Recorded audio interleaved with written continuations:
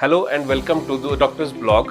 आज हमारे साथ डॉक्टर दिव्या मल्होत्रा सर हैं, जो बहुत अपना प्रेशियस टाइम निकाल के हमारे पास आए हैं आप लोगों के क्वेश्चंस एंड क्वेरीज को सॉल्व करने के लिए। और कुछ हम जानेंगे इनकी लाइफ के बारे में और थोड़े बहुत क्वेश्चंस हम इनसे पूछेंगे जो हमें लगता है कि डेंटिस्ट्री में लोगों तक पहुंचने बहुत ज़रूरी हैं, उनकी अवेयरनेस के लिए, और उनको एक जागरूक होना बहुत ज़रूरी है कुछ चीज़ों के बारे में। तो फर्स्ट क्वेश्चन हम इनसे पूछते हैं। Sir, welcome to the blog. Thank you. Sir, आप बहुत काम किया है आपने मैक्सिलोफेशियल सर्जरी के फील्ड में सर, हिमाचल प्रदेश में। तो आप कैसे, आपकी मोटिवेशन मिली कि आप इस फील्ड में आए? जब मैंने डेंटिस्ट्री ज्वाइन की आफ्टर +1 +2 के बाद पीएमटी एग्ज़ाम देके जो हमारे टाइम पे होता था, तो my father is a dentist, तो जनरली डेंटिस्ट्री में सिलेक्शन हुआ तो आई वाज हैप्पी कि ठीक है, अपने फादर वाले प्रोफेशन में जा रहा हूँ। But when I came to third year तब मुझे चला पता कि there is a branch called maxillofacial surgery. और जब मैंने स्पेक्ट्रम देखा सर्जरी का तो somehow I was incline toward this profession. और इवन जो थर्ड ईयर में हमारी पोस्टिंग्स होती थी जनरल सर्जरी, जनरल मेडिसिन की, स्पेशली जनरल सर्जरी की, तो that was the first time I went to into a operation theatre to see few of the surgical cases being perform there. तो उस वक्त मुझे लगा कि this is the profession I want to be in. तो उस वक्त तो सिर्फ इतना ही था कि एज ए पैशन इसको चूज़ किया। And when I finally did my masters और जब वापस प्रोफेशन में आया और जब पेशेंट्स ऑपरेट करने शुरू किए, उनको ट्रीट करना शुरू किया, तो देन आई रियलाइज कि it carries a lot of responsibility also. और and it gives me a lot of satisfaction at the end of the day, and I think this is what I wanted to do all the time. So this is how I became a maxillofacial surgeon. Okay sir. So आपने sir thousands of patients अब treat कर दिए हैं all around Himachal. और sir, आप कहाँ कहाँ तक अपनी सर्विसेज प्रोवाइड करते हैं सर आजकल? बेसिकली तो मैं हिमाचल में ही मोस्टली ऑपरेट कर रहा हूँ। मैंने अपना कैरियर शुरू किया जब मैं मास्टर्स करके वापस आया, तो उससे पहले मैंने मंडी में कुछ टाइम संजीवनी हॉस्पिटल में एज ए डेंटल सर्जन काम किया था। फिर मैंने अपने फादर के साथ हमीरपुर में काम किया था। Then I went to do my masters, और आने के बाद आई वॉज फॉर्चुनेट इनफ कि मुझे मेरे अल्मा मैटर में ही जॉब मिली। वापस मैंने अपना कॉलेज ज्वाइन किया, हिमाचल डेंटल कॉलेज, और साथ में मैंने यहाँ पे मांडा हॉस्पिटल में एज ए कंसल्टेंट शुरू किया काम करना। और काफ़ी टाइम तक तो यही रहा। उसके बाद थोड़ा विजिटिंग कंसल्टेंसी शुरू की डिफरेंट पार्ट्स ऑफ हिमाचल में, mostly almost all the districts of Himachal शुरू में, बिकॉज ये ब्रांच जो मैक्सिलोफेशियल सर्जरी है बहुत ही एक तो ब्रांच ऐसी है कि ये बीच की ब्रांच है। हम बोलते हैं ना कि it is missing link between dentistry and medicine. तो उस ब्रांच के बारे में बहुत पता नहीं था, बहुत ओवरलैप था, तो इसलिए केसेस बहुत इजीली, हालांकि पेशेंट्स बहुत हैं बट दे डोंट नो कि किसको कंसल्ट करना है। जी सर। तो वो एक मुश्किल काम था कि एक जगह बैठ के मैं शायद उसको नहीं कर पाता, तो इसलिए आई स्टार्टेड मूविंग अराउंड कि मैं जिन भी डेंटिस्ट जिन भी डॉक्टर्स के साथ जा रहा हूँ उनके तो उनको अवेयर भी करूँ कि this is what we can do in this profession. इसलिए इस कारण मैंने बहुत जगह विजिट किया शुरू में, पर मेनली मेरा जो मेन आप बोल सकते हैं फोकस रहा वो हमेशा मंडी और हमीरपुर रहा। अभी रिसेंटली कुछ 2 साल पहले हमने चंडीगढ़ में भी एक सेटअप शुरू किया है, तो अभी मैं चंडीगढ़ में भी अपनी सर्विसेज दे रहा हूँ एटलीस्ट महीने में 2 बार, और वहाँ भी ऑपरेट कर रहे हैं हम केसेस। इसके अलावा मोस्टली तो इट इज़ इन हिमाचल और almost whole of the Himachal I would say. Sir, इसी इसी पे, आपके आंसर पे एक बेस्ड मेरा एक क्वेश्चन और एक क्वेरी जो सबकी रहती है वो ये है कि कब सर लोगों को एक specialist oral and maxillofacial surgeon को विजिट करना चाहिए और कब एक डेंटिस्ट को? हम सभी स्पेशलिटीज के ऊपर थोड़ा थोड़ा धीरे धीरे कवर कर रहे हैं, तो आपकी फील्ड जो है उसके लिए कोई टॉप 3 रीजंस जिसके लिए लोग आपको विजिट कर सकते हैं? टॉप 3 बोलना तो मुश्किल रहेगा, मतलब मैक्सिलोफेशियल सर्जरी का स्पेक्ट्रम काफ़ी वाइड है। Sir, most common patients most जो देखिए, आप अगर हम करते इसको हैं? डिवाइड करें तो हम जनरली मोटा मोटा 2 चीज़ों में डिवाइड कर सकते हैं, एक माइनर ओरल सर्जरी जी। और एक मेजर मैक्सिलोफेशियल सर्जरी। तो अगर सिंपलेस्ट टर्म में बोलें तो थर्ड मोलर इम्पेक्शंस। ऐसा नहीं है कि हर थर्ड मोलर इन्फेक्शंस के लिए आपको मैक्सिलोफेशियल सर्जरी चाहिए। एज ए ग्रेजुएट भी आप अच्छे से, अगर आप ट्रेंड हैं, आप टेक्निक को जानते हैं, आपके स्किल है, तो आप कर सकते हैं। बट कुछ केसेस ऐसे होते हैं जहाँ पे आपको लगता है कि a specialist will do a better job, जैसे रूट कनाल के लिए भी है ना, सभी चीज़ों के लिए। तो वैसे सबसे सिंपलेस्ट और सबसे कॉमनली बोलूँ तो थर्ड मोलर सर्जरीज, डिसइंफेक्शन जिनको हम आम भाषा में बोलते हैं। और उसके बाद एडवांस इम्प्लांटोलॉजी, इम्प्लांट्स बहुत कॉमनली अब हो रहे हैं, पर कुछ प्रोसीजर इम्प्लांट्स में होते हैं जहाँ पे हमें एडवांस सर्जिकल टेक्निक्स की ज़रूरत होती है, जैसे जाइगोमेटिक इम्प्लांट्स, टेरिगॉइड इम्प्लांट्स, या आपको साइनस लिफ्ट, बोन ग्राफ्टिंग करनी है। वो भी ऐसा नहीं है कि इट्स क्लियर कट कि ये मैक्सिलोफेशियल सर्जन ही करेगा, बट हाँ वो कुछ केसेस हैं जहाँ पे बहुत आपको सर्जन की ज़रूरत पड़ेगी। ये सिंपल माइनर सर्जरी की बात कर रहा हूँ, इसके अलावा छोटे मोटे मुंह के अंदर जो और सर्जिकल प्रोसीजर्स हैं। ऊपर जाएँ तो ट्रॉमा, फेशियल बोन फ्रैक्चर्स, वहाँ पे डेफिनेटली आपको मैक्सिलोफेशियल सर्जन की ज़रूरत पड़ेगी। या पैथोलॉजीज़ हैं, इन्फेक्शंस हैं, मुंह का कैंसर है, क्लेफ्ट लिप पैलेट है, एस्थेटिक सर्जरी, तो स्पेक्ट्रम बहुत बड़ा है।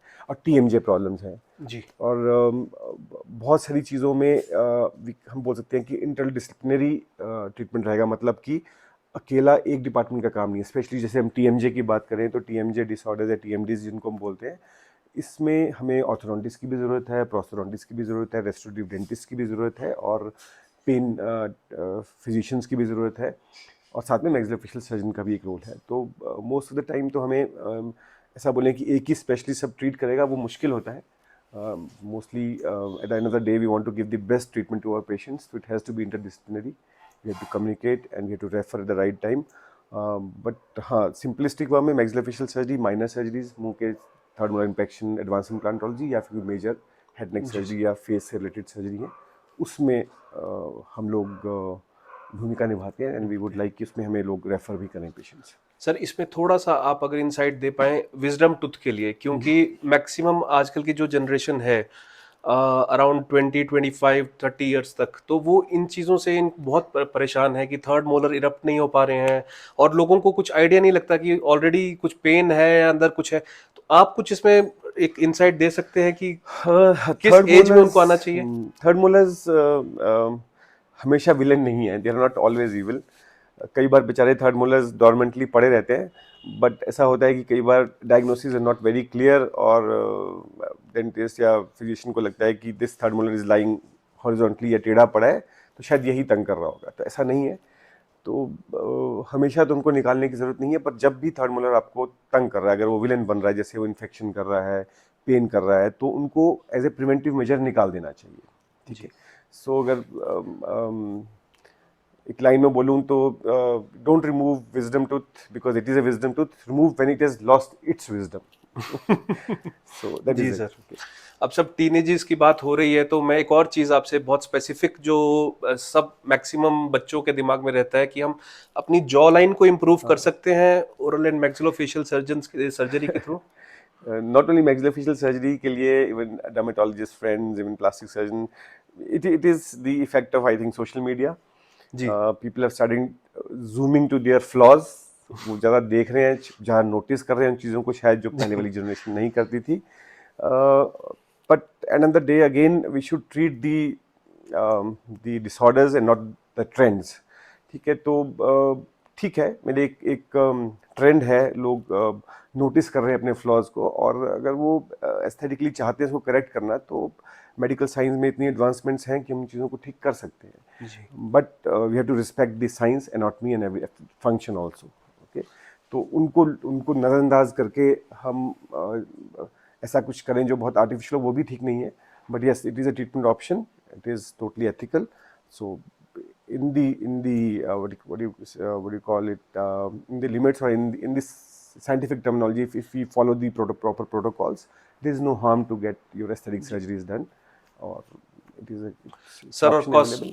सर कॉस्मेटिक्स और जॉ लाइन की बात आई है, तो मैं आपसे एक और क्वेश्चन, जिस पे आपने बहुत ऑलरेडी काम किया है through smile train and all, cleft lip and palates पे, तो उसके बारे में थोड़ा सा हम लोग जानना चाहते हैं कि अगर बच्चे को डिफेक्ट है जैसे कंजेनाइटली स्टार्टिंग में ही, तो वो कैसे, आप किस स्टेज पे उसके आपके पास लाया जाए, हाँ, ये और बेस्ट टाइम क्या होगा ट्रीटमेंट का सर? ये आपने बहुत इंपॉर्टेंट क्वेश्चन पूछा, क्योंकि ये this is very close to me also, because I am doing lot of work on cleft lip and palate. In fact जब मैं आया था अपनी मास्टर्स करके, तो सबसे पहले जो बोल सकते हैं कि मुझे रिकॉग्निशन मिली है, जो काम शुरू किया, वो क्लेफ्ट लिप पैलेट सर्जरी से ही मिला।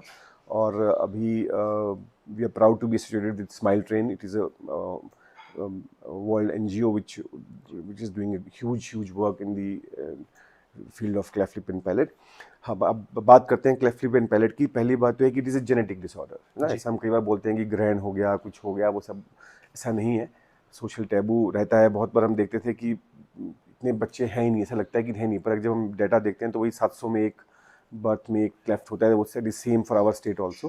तो इट इज़ नॉट कि कोई टैबू है या कोई ग्रहण है, it is mostly it is genetic and some environmental factors, जिसकी वजह से the baby is born with cleft lip and palate, sometime only lip, sometime only palate, sometime the full blown cleft lip and palate disorder. अब दिक्कतें क्या क्या आती हैं जब बेबी बॉर्न हुआ? सबसे पहले तो होता है कि काउंसलिंग, बिकॉज किसी का भी बेबी अगर born with the cleft lip और पैलेट तो पेरेंट्स आर डिसहार्टेंड, तो वो लोग बहुत परेशान हो जाते हैं। तो सबसे पहले तो काउंसलिंग बहुत ज़रूरी है कि ये ठीक हो जाएगा। और दूसरी काउंसलिंग होती है फीडिंग की, बिकॉज बेबी जिसका पैलेट कट है वो फीड नहीं कर पाएगा, जी। है ना। वो सकलिंग में थोड़ा प्रॉब्लम होगा, नेजल रिगर्जिटेशन होगा, मुंह से पिएगा तो नाक से भरा जाएगा, तो वो दिक्कत रहती है। तो सबसे पहला हमारा जो स्टेप होता है वो हम काउंसिल करते हैं पेरेंट्स को कि it is totally correctable, there is no problem with the baby. Second हमारी काउंसलिंग रहती है फीडिंग के लिए। तो उसके लिए प्रॉपर इंस्ट्रक्शन है कि how to feed, otherwise baby can aspirate liquid और fluid into the lungs, that could be a catastrophic implication. So वो सबसे ज़रूरी है कि how to feed the baby, कैसे बर्प कराना है। उसके बाद first surgery lip surgery, generally हम 3 मंथ्स के आसपास सर्जरी कर सकते हैं if other criterias are normal, कि बच्चे का वजन, खून सब कुछ ठीक है। पहली surgery lip surgery. Second surgery 6 महीने 8 महीने के मतलब 6 महीने के बाद या 8 या 9 महीने के बाद या 1 ईयर के बाद पैलेट की सर्जरी करते हैं। जनरली हम चाहते हैं कि पैलेट की सर्जरी हम स्पीच डेवलपमेंट से पहले कर दें, 2 सवा 2 ढाई साल से पहले कर दें, that is the right time. उसके बाद पैलेट सर्जरी के बाद जो नेक्स्ट 2-3 ईयर्स हैं, that we want to follow their speech, कि बच्चे की स्पीच डेवलपमेंट कैसे हो रही है, because speech is very very will say it is dynamic process है। ऐसा नहीं है कि तालू का ऑपरेशन कर दिया, तालू जुड़ गया तो स्पीच नॉर्मली आ जाएगी, जी। बिकॉज वो आर्टिकुलेशंस नॉर्मल नहीं, क्योंकि it is not natural now, जी। You have given a scar tissue there, so वो आर्टिकुलेशंस में प्रॉब्लम हो सकती है। तो we need speech therapy for these kids. और कई बार जो हमने पैलेट सर्जरी की, हो सकता है कि पैलेट छोटा रह गया, वो पीछे तक आपका नेजोफेरिंग्स को बंद ही नहीं कर रहा है, तो then we need another surgeries to correct speech, not in all patients, but we check the speech how it is progressing, and with the consultation with the speech therapist and audiologist, we do a optional third surgery, that is speech surgery. Okay. Then comes the mixed dentition period, where the periodontist and the orthodontist come into Orthodontist. picture, because now, Yes. because of the surgery in the palate, the arches are constricted, maxilla is not growing, teeth are malaligned, तो बहुत मालोक्लूजन रहता है, you know this, जी, ये जी, आपकी जी, branch जी, भी जी। है। तो उस टाइम पे हमें फिर कुछ प्री सर्जिकल ऑर्थोपेडिक्स करना होता है, उनकी जॉ एक्सपेंशन करना होता है, और 8 या 9 साल के बीच में जब केनाइन इरप्शन वाला होता है तो उस वक्त हम वहाँ पे ग्राफ्टिंग करते हैं, क्योंकि जब कट है वो होंठ से तालू तक है, तो बीच Yes. में ये दो जहाँ पे दांत आ रहे हैं वो बोन में भी कट है, ओके सर। तो होंठ और तालू तो हमने जोड़ दिया, जी। अब बोन को भी जोड़ना है, तो वहाँ पे हमें ग्राफ्ट ग्राफ्ट हड्डी डालना पड़ता है, that is artificial another bone. Surgery जी। जो उस वक्त होती है। उसके बाद ऑर्थोडोंटिक्स, उसके बाद राइनोप्लास्टी, थोड़ा नाक की करेक्शन ठीक करनी होती है, और बाद में जॉ करेक्टिव ऑर्थोग्नेटिक सर्जरी। तो this is the whole spectrum, मतलब since birth to the adulthood जी। They multiple surgery at multiple levels, तो वो सब करवानी चाहिए।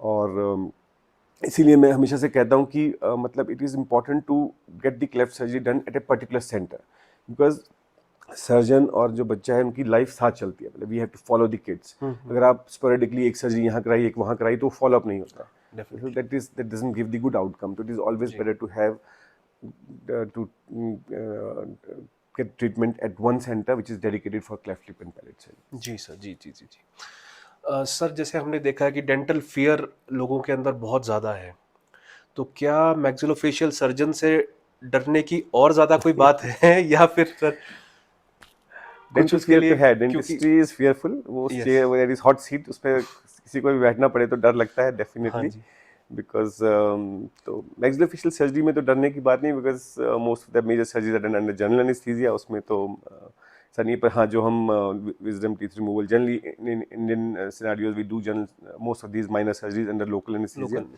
तो एक अप्रीहेंशन रहती है, बट वो एज ए डॉक्टर हमारा फर्ज है कि हम पहले पेशेंट्स को अच्छे से काउंसिल करें, सीधे ही उसको सर्जरी के लिए ना ले जाएं। तो दिस दैट वो बीच का एक पीरियड है जहाँ पेशेंट से बात करना है, वो बहुत ज़रूरी है। okay? जी, वो जी, not only for maxillofacial surgery, as a doctor profession में, किसी भी प्रोफेशन में वो जो डायलॉग है between patient and the doctor, that is very very important, because that gives lot of trust and like faith to this beautiful relationship also, so that is very important. जी sir.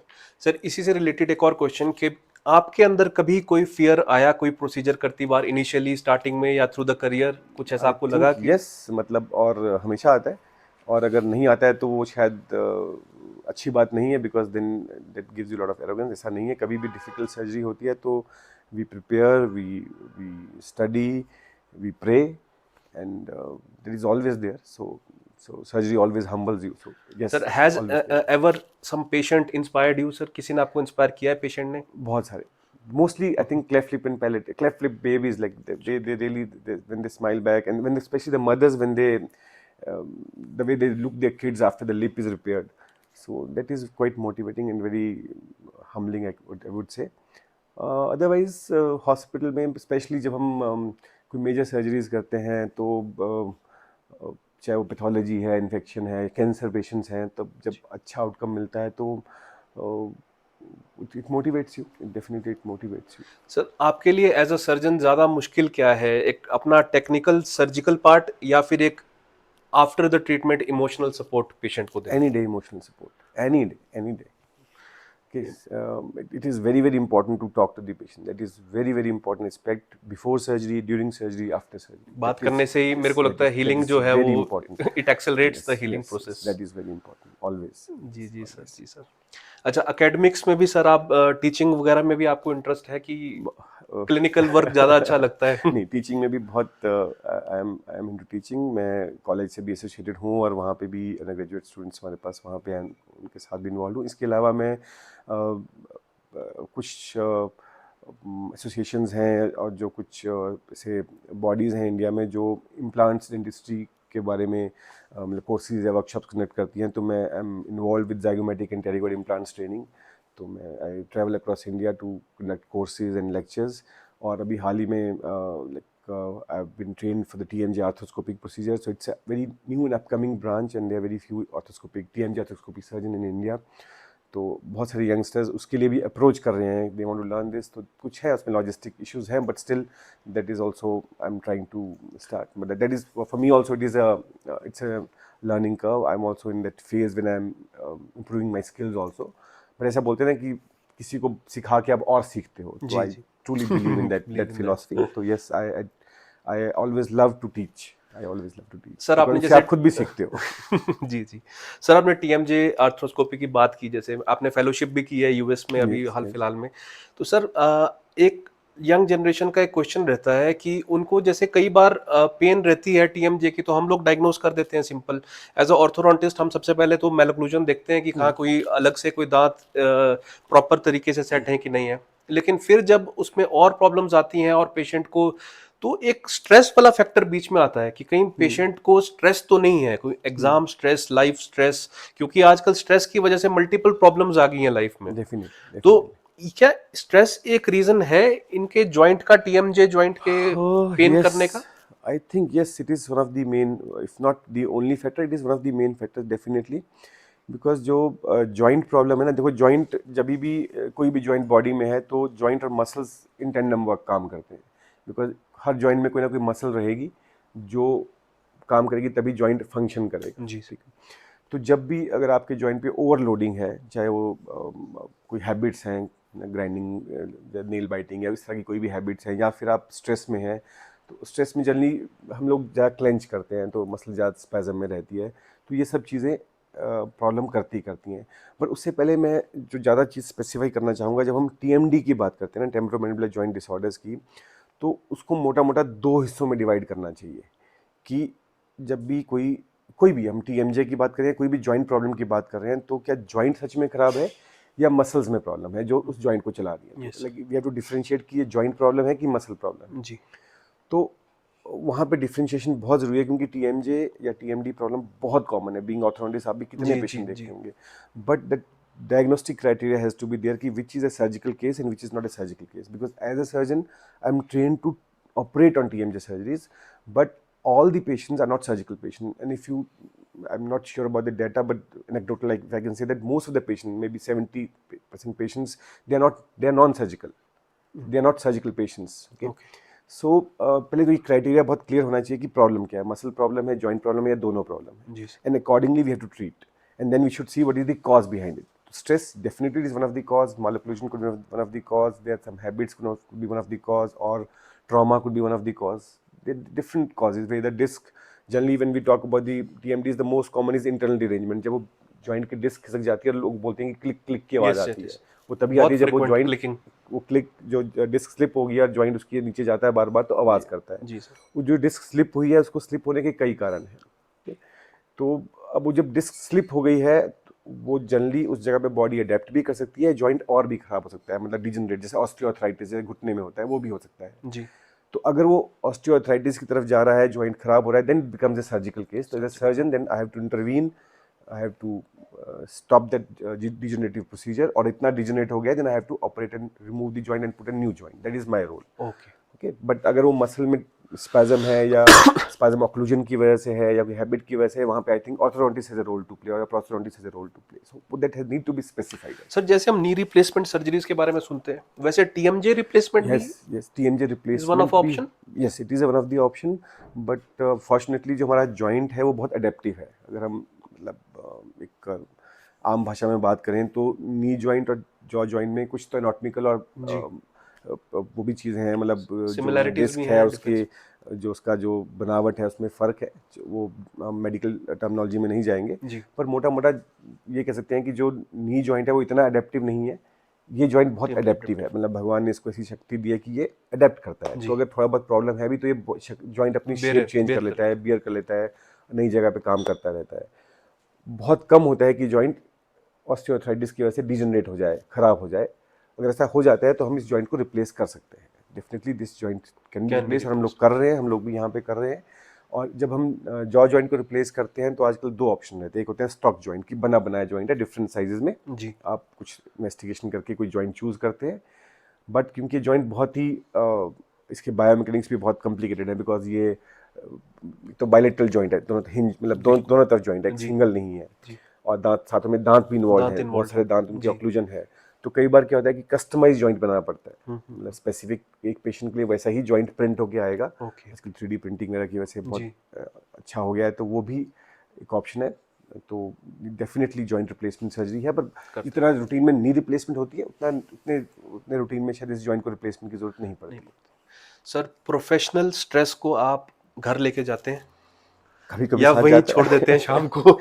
मुश्किल है, कभी कभी साथ जाता है। Some patients silently go with you, they have dinner with you, they sleep with you. कभी sir So नींद उड़ी है आपकी रात में कि? yes, sometimes it is, you cannot deny that, because I think it happens with every Yes, everyone. doctor, definitely Yes, part of so life. yes, it is part of life. So yes, it is there. Sir एक और चीज़, जैसे हम लोग इतनी tension लेते हैं अपने patients के बारे में, हर चीज़ हम चाहते हैं कि ये सब कुछ परफेक्ट रहे, हर केस में परफेक्ट रहे, लेकिन सर कुछ पेशेंट्स कभी कभी अपने डायग्नोसिस लेके जाते हैं, तो और फील्ड्स में तो ऐसा होता है कि पेशेंट्स अपनी रिसर्च करके आए हैं थ्रू इंटरनेट या थ्रू कोलीग्स, और वो हमें फिर गाइड करते हैं चीज़ें करने के लिए। सर्जरी में भी सर ये पार्ट है? डेफिनेटली, तो क्योंकि अब इतना इजीली ये क्वेश्चन था कि क्या सर्जरी भी लोग अपने हिसाब से कराना चाहते हैं कि वो डॉक्टर की सुनते हैं? नहीं, सुननी पड़ती है, बिकॉज आई थिंक सर्जरी में देयर सम प्रोटोकॉल्स, एनाटॉमी को रिस्पेक्ट करना है, तो हम वो कुछ कर ही नहीं सकते। बट हाँ, पेशेंट्स अपने वो सब चीज़ें लेके आते हैं। एक्चुअली इंटरनेट पे बहुत सारी चीज़ें हैं, और कई बार आप उसको कैसे इंटरप्रेट कर रहे हैं, it is not that easy. Definitely. ठीक है, तो और चैट जीपीटी में भी कई बार जो कुछ वो आती है इंस्ट्रक्शन, वो कई बार सही नहीं होती है, मतलब वो आप उसको किस ढंग से इंटरप्रेट कर रहे हैं। तो कई बार वो पेशेंट्स पढ़ते हैं ज़रूर, आजकल अवेयर हैं लोग, सब चीज़ें आपके फ़ोन पे है, तो आप कोई भी सर्जरी बताएंगे तो फटाफट से वो चैट जीपीटी गूगल करके देखते हैं, वो कितना समझ पा रहे हैं वो दिक्कत होती है। फिर उन चीज़ों से आगे जब आपको बात, तभी तो मैंने कहा था कि शुरू में कि काउंसलिंग और जो इंटरेक्शन है ना सर्जरी से पहले, वो बहुत बहुत इंपॉर्टेंट है। सीधे अगर आप सर्जरी पे जंप करेंगे तो बहुत सारे शायद चीज़ें हैं जो एक्सपेक्टेशंस कुछ और हैं, हम कुछ और ऑपरेट कर रहे हैं, हमने वो डायलॉग ही नहीं किया, बात ही नहीं की, then you lose that trust. So पर वो यस, वो इट इज़ से कि ये जो इंटरनेट और इन सब चीज़ों का जो एक नुकसान है वो है सर एक बहुत इंपॉर्टेंट टॉपिक पे मैं आना चाहता हूँ जो ऑलमोस्ट 90-95% लोगों को इफेक्ट करता है, टूथ इन्फेक्शंस, जो ऑलमोस्ट सभी के कहीं ना कहीं दांत में प्रेजेंट है, कहीं केरीज लग चुकी है और पस फॉर्मेशन भी है, और हम जब एक्सरेज लेते हैं तो वो प्रेजेंट होती है, तो लोग कहते हैं कि नहीं अभी दर्द नहीं कर रहा है तो हमें रिमूव नहीं करना है। तो sir are tooth infections, I mean life threatening at some Definitely point? yes, definitely yes. It is a very good question you asked because हम लोग अगेन मैक्सिलोफेशियल सर्जरी में ये पेशेंट हमारे पास रेफर हो गए आते हैं और काफ़ी रूटीन में आते हैं। ऐसा जी नहीं कि ये बड़ा रेयर एंटिटीज़ है। जो दांत का इन्फेक्शन है वो धीरे धीरे ट्रेवल करके आपके नेक से लेकर चेस्ट तक जा सकता है। जी it can lead to the cardiac tamponade also, could be life threatening. आपकी सांस की नली को ब्लॉक कर सकता है, आपकी सांस लेने में दिक्कत कर सकता है, तो इट इज़ लाइफ थ्रेटनिंग। तो मतलब ये tooth infection can totally lead you to ICU also. It can become from a simple tooth infection story to ICU story also. So it is, yes, it is, that's why it is very, very important that people should realize, should not take it lightly. lightly. ये अलग बात है कि most of the time her dental infection इतना life threatening नहीं होगा, पर वो कब हो जाएगा वो आप नहीं बता सकते। जैसे ही आपकी इम्यूनिटी कम हुई या जो खासकर वो पेशेंट जिनकी इम्यूनिटी कम है या कुछ और कोमॉर्बिडिटीज साथ में है, तो वो तो बहुत प्रोन रहते हैं इन सब चीज़ों के लिए। खासकर डायबिटिक पेशेंट हम बहुत रूटीन में देखते हैं, तो कई बार आपका पूरा पूरा बाहर की स्किन खत्म हो जाती है, नेक में इन्फेक्शन चला जाता है, बड़ा ऑपरेशन करके एडमिट रहना पड़ता है, आईसीयू में एडमिट रहना पड़ता है, सांस की नली डालनी पड़ती है, तो वो सब चीज़ें रहती हैं। तो ये इसको इतना लाइटली नहीं लेना चाहिए किसी को। सर एक बहुत इंपॉर्टेंट चीज़ जिस पे ये भी फिर से बहुत लोगों को कंसर्न करती है आज की डेट में और ज़्यादा, क्योंकि लोग कई बार हमारे पास क्लिनिक में आते हैं और उनका मेन क्वेश्चन ये होता है कि सर हम दांत तो निकलवा लेंगे, कहीं कैंसर तो नहीं हो जाएगा, क्योंकि हमारे हाँ। आसपास बहुत सारे लोगों का, चाचा जी का, किसी दादाजी का टूथ एक्सट्रैक्शन किया है और उनको कैंसर हो गया। ये तो भी हम अच्छी जगह पे कराना चाहते हैं ताकि हमें कैंसर, ये प्रॉब्लम हमें ना आए। हम रीजंस देते हैं सर अपनी, लेकिन as a maxillofacial surgeon you are better placed कि आप बताएं कि। Because again yes, because I am involve with the cancer जी सर्जरीज सर। ऑल्सो। हम लोग, मैं अपने सेटअप में अपने हॉस्पिटल में हम ओरल कैंसर सर्जरीज कर रहे हैं और मैं काफ़ी रूटीन में कैंसर पेशेंट देखता हूँ। तो पहली बात तो एक चीज़ कहना चाहूँगा कि number of cancer patient are increasing drastically in our state also. वो बहुत ही एक गंभीर समस्या है और this is huge burden of care. हमारे पास उतने सेंटर्स नहीं है जिस तरह के ट्रीटमेंट कर सकें।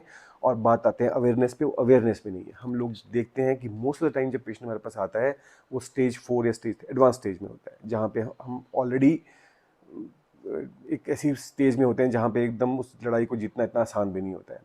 मोस्ट ऑफ द टाइम वो पेशेंट आते ही नहीं है टाइमली, वो मतलब इग्नोर करते हैं कि छोटा अल्सर है तो कैंसर नहीं होगा, कुछ नहीं होगा।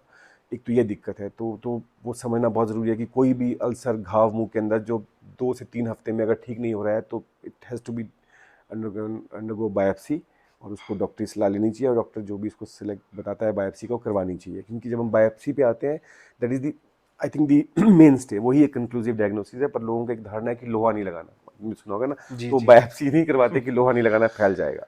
उसी से आते हैं वो दांत निकालने से फैल गया कि लोहा लगा फैल गया, ऐसा नहीं है। Actually most of the time ये धारणा इसलिए बनी है कि मोस्ट ऑफ द टाइम जब भी मुंह का कैंसर होता है तो धीरे धीरे धीरे धीरे जो दांत के आसपास की हड्डी को गलाना शुरू कर देता है और दांत हिलने शुरू होते हैं। हाँ जी। पेशेंट को पता ही तब चलता है जब वो दांत दांत हिलता हिलते है, हैं। उससे पहले उनको पता ही नहीं कि क्या हो रहा जी है। जी जी। और जैसे ही वो दांत निकालते हैं उसके बाद वो अल्सर बाहर आना दिखना शुरू होता है, तो उनको लगता है दांत निकालने से ये बन जी गया। वही कॉज है। तो इसलिए बहुत बड़ा मिसकंसेप्शन है कि दांत निकालने से कभी भी कैंसर नहीं होगा। कैंसर आपके गुटखा, तंबाकू और इसी के सेवन से सर होगा। लॉन्ग स्टैंडिंग इन्फेक्शन भी कैंसर में लॉन्ग कन्वर्ट। स्टैंडिंग इन्फेक्शन बहुत rarely, not always long standing, कुछ कंडीशंस हैं लॉन्ग स्टैंडिंग, जैसे अल्सरेशंस लाइक इंटरनेट से लॉन्ग स्टैंडिंग, कई बार लॉन्ग स्टैंडिंग इरिटेशंस। जी। लॉन्ग स्टैंडिंग इरिटेशंस जैसे आपके कोई दांत बहुत शार्प है, बार बार वहाँ जख्म या घाव बना रहा है, अच्छा जी। Yes it can lead to oral cancer. और जेनेटिक फैक्टर्स भी हैं, एनवायरमेंटल फैक्टर्स भी हैं, बट सबसे बड़ा कारण आई थिंक टोबैको, सबसे बड़ा कारण तो टोबैको ही है। सर एक अल्सर्स के बारे में मैं थोड़ा सा पूछना चाहता हूँ, क्योंकि हम सभी को किसी ना किसी पॉइंट ऑफ टाइम पे अल्सर्स तो हुए हैं मुंह में, तो एक नॉर्मल अल्सर को एक कैंसरस अल्सर से कैसे डिफरेंशिएट किया जाए? देखिए, एक तो मैंने कहा था कि ड्यूरेशन, जी कि अगर आपको लगता है कि 2 हफ्ते से ऊपर कोई अल्सर जो आपके मतलब कंजर्वेटिव ट्रीटमेंट को, जो दवाइयों को लगाने से ठीक नहीं हो रहा है, उसको हमेशा सस्पिशियस तरीके से देखना चाहिए, उसका बायोप्सी कर लेनी चाहिए। दूसरा, उसके मार्जिन, हम कहते हैं इंड्यूरेटेड मार्जिन, तो उठे हुए मार्जिन है, इंड्यूरेटेड मार्जिन है, वो देखना एक ज़रूरी है। तो ऐसे कुछ लक्षण है, पर एक सिंपल चीज़ समझिए कि जो भी अल्सर 2 हफ्ते से ऊपर ठीक नहीं हो रहा है तो बेटर है उसकी टेस्ट किया जाए, तो उसको रूल आउट किया जाए कि ये कहीं मेलिग्नेंट तो नहीं है या डिस्प्लेजिया तो नहीं है कि जो आगे चल के कैंसर बन सकता है। तो आई थिंक एक सिंपल क्राइटेरिया हम लेके चलेंगे कि जो भी आप अल्सर या घाव मुंह में देखते हैं, कोशिश कीजिए जानने की कि क्या कारण है, उस कारण को रिमूव कीजिए, कुछ कंजर्वेटिव दवाई शुरू कीजिए, उसको फॉलो कीजिए 2 से 3 हफ्ते मैक्सिमम। अगर वो रिकवर नहीं कर रहा है तो बायोप्सी कीजिए। सर आजकल एक्सीडेंटल केसेस भी बहुत फ्रिक्वेंटली हो रहे हैं, तो मैक्सिमम लोगों की एक क्वेरी होगी और वो पूछना चाहते हैं कि जैसे अगर कोई एक्सीडेंटल केस हमारे पास इमीडिएट किसी का एक्सीडेंट हुआ है, तो with in what time he should reach maxillofacial surgeon, या फिर फर्स्ट एड, और कब, मतलब क्या प्रोसीजर रहेगा इसका सर? ऐसा तो नहीं कहूँगा कि मतलब they should to reach maxillofacial surgeon. हालांकि अभी अभी मतलब गवर्नमेंट ऑफ हिमाचल या बाकी हमारी गवर्नमेंट में भी अभी ट्रॉमा सेंटर्स आ रहे हैं। और हालांकि अगर हम वर्ल्ड वाइड वो देखें तो एक मैक्सिलोफेशियल सर्जन भी एक ट्रॉमा टीम का मेन सदस्य रहता है। और हम चाहते हैं कि हमारी एसोसिएशन भी काम करनी चाहती है कि हमारी स्टेट में भी और बाकी पूरे कंट्री में भी जब भी ये ट्रॉमा सेंटर्स आए तो मैक्सिलोफेशियल सर्जन उसका एक हिस्सा रहे। पर जब तक ऐसा नहीं है तो ऐसा नहीं है कि मतलब इमीडिएट हमें कुछ करना है, बिकॉज जो भी ट्रॉमा में पहले हम ABCD जो पढ़ते हैं कि वही ट्रायज होता है कि आपको पहले एयरवे जी जी जी सर्कुलेशन सब जी, सिक्योर करना ब्रीदिंग है, तो पहले तो वही रहेगा। मोस्ट ऑफ द टाइम जो आपकी फेशियल इंजरीज हैं वो उसके बाद जब सेकेंडरी सर्वे में हम करेक्ट करके उसके बाद उसको ट्रीट किया जा जी। सकता है। तो मोस्टली पेशेंट एक बार स्टेबलाइज हो गया तो जल्दी जो भी टर्शरी केयर सेंटर या जो हॉस्पिटल सेंटर हैं then they send call to the maxillofacial surgeon या डेंटल सर्जन या जो भी वहाँ पे डेंटिस्ट्री डिपार्टमेंट रहता है, या कई बार ENT के साथ भी ओवरलैप रहता है, तब जल्दी हम वो डायग्नोज करके उनको फर्दर ट्रीट करते हैं। हाँ, बट अगर ट्रॉमा सेंटर्स हैं और जहाँ पे पेशेंट इमरजेंसी में आ रहा है और तो मोस्टली एयरवे कॉम्प्रोमाइज़ है या ऊपर का जबड़ा टूट के पीछे चला गया है और उसकी वजह से सांस में दिक्कत हो रही है या नीचे के जबड़े में सांस में दिक्कत हो रही है, तो दैट इज़ द टाइम जब बहुत इमरजेंसी है, उसी वक्त उसको जी। मतलब एयरवे को मतलब सांस की नली को खोलना ज़रूरी है। तो उस वक्त बाकी स्पेशलिटीज़ के साथ मैक्सिलोफेशियल सर्जन भी एक अहम भूमिका निभा सकता है। उसके बाद जब पेशेंट स्टेबलाइज हो गया तो फिर सेकेंडरी सर्वे के बाद उस चीज़ों को हम रूटीन में ठीक कर सकते हैं। सकते हैं, ठीक ठीक है सर। बट हाँ, अगर बहुत डिले कर देंगे कि एक बहुत चीज़ बात है कि फेस की जो ब्लड सप्लाई बहुत अच्छी है, अगर सिंपल लेमेंस में भाषा में समझाऊं तो उससे अच्छा खून की सप्लाई होगी तो जल्दी जख्म भरता है, तो हड्डियाँ भी जल्दी जुड़ जाती हैं। हाँ जी तो सर। अगर वो टूट गई और टेढ़ी है और आपने सोचा कि मैं महीने बाद ठीक कराऊंगा, तो महीने बाद तो टेढ़ी ही जुड़ जाएगी। तो ओह, हमें उसको फिर या तो तो रिफ्रैक्चर एक करना टाइमली पड़ेगा, है ना? मिलना तो उसको जरूरी है। ट्रीट करना उतना ही मुश्किल हो जाएगा, जी जी तो जी जी इसलिए वो जी टाइम फ्रेम भी चाहिए। जी वंस जी जी पेशेंट इज स्टेबलाइज तो I think then the next official surgeon should be consulted for facial fractures. Sir, coming back to a lighter question, do surgeons feel scared before difficult cases I कभी think कभी? yes. I think yes. They do make us. They're trained not to show it. But yes, again I said कि I think you should be also, because again you should respect the जी the procedures and the anatomy and everything. So scared, yes, you can say that to some extent, yes. But then you have to again prepare yourself accordingly जी जी and जी, definitely. improve your skills, improve your knowledge, and you should do the procedure with full responsibility and full care, utmost care. How do you see the future of dentistry sir? आपको लगता है कि अब awareness बढ़ेगी future में yes, तो? बढ़ी रही है। हम तो ये देखेंगे कि बढ़ी रही है, दिस ह्यूज अवेयरनेस। इंडिया की अगर पॉपुलेशन की बात, मतलब मेरे पास ऐसा डेटा तो नहीं है, वैसे कि हम बात करते हैं ऑफ द रिकॉर्ड तो देखते हैं कि कुछ अभी लेस देन 10% लोग ही डेंटिस्ट्री जी, करवा रहे हैं अभी इंडिया में। ऐसा तो नहीं बोलूँगा कि लेस देन 10% लोग ही अफोर्ड कर पा रहे हैं, बट करवा रहे हैं इतनी करवा। अवेयर। तो आप देखो ह्यूज पोटेंशियल, अगर सब लोग अवेयर हो जाए जी कि ये प्रोसीजर होने चाहिए तो आई थिंक तो फ्यूचर तो शुड बी सर, ब्राइट आप है। वर्ल्ड अराउंड घूमे हैं, तो आपको यूएस और इंडिया की डेंटिस्ट्री में कुछ मार्क्ड चेंज फील हुआ है? I think they have training wise तो आई डोंट थिंक कि ऐसा कोई बहुत खास फ़र्क है। हालांकि हमारे we have good number of colleges, अच्छे कॉलेजेस हमारे पास, इतना पेशेंट बल्क है, we are few fortunate to learn thing. I think protocol strictly follow करने की जहाँ बात है, I think we lack there, we जी don't follow strictly those protocols. और अवेयरनेस वाइज भी सिमिलरली एक वो अगर प्रोटोकॉल्स फॉलो नहीं कर रहे हैं, maybe that is the lacuna at our part. But अगर हम पेशेंट की बात करें तो अवेयरनेस, जी, the Western world, they are much aware. They much give a much lot of importance to their oral hygiene and और oral health as compared to our so that is one thing. So it is, I think, both ways. तो अगर awareness बढ़ेगी तो लोग भी aware होंगे, तो उतना ही साथ में प्रोफेशन भी ग्रो होगा। सर, कोई एक चीज जो आप अपने यंगर सेल्फ को बताना चाहते हैं कि मैं कुछ चेंज करना चाहते हैं अपनी लाइफ में यंग एज पे, या कुछ ऐसा? ऐसा तो कुछ नहीं, I'm happy what I'm doing. Yes sir, So I'm fully content. Satisfied Yes, content life. yes, I would say that, and especially if you all ask about the professional life, so yes, जी, I really love my profession and I'm very happy with what I'm doing. So आप तो सर, I think you are at the epitome of success. no, I आपको तो can't say so, but we ऑल, I mean we really follow you, and आप तो बहुत अच्छे से जैसे आप करते हैं, और प्रोफेशनली और experience wise and everything is so good. तो हमें सर ने आज बताया इतना कुछ about oral cancers, about infections, about systemic effects of infections, और कैसे कैसे हम स्ट्रेस को की वजह से क्या क्या प्रॉब्लम्स आ सकती हैं।